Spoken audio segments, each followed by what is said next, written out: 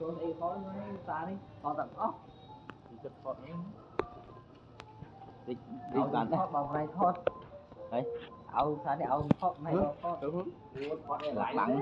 chắc sợ tù giặt cho nâng rịch ăn đây là bằng hơn vậy mà mình cái hồi nãy họ lại nè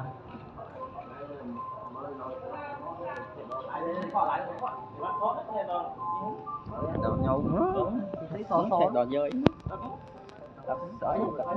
hơi bu sạch bu che sạch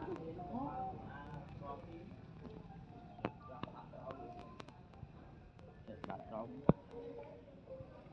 với thịt lươn chế âm đỉnh phải là khoánh nó chiêu còn đồ tiền bánh quá rồi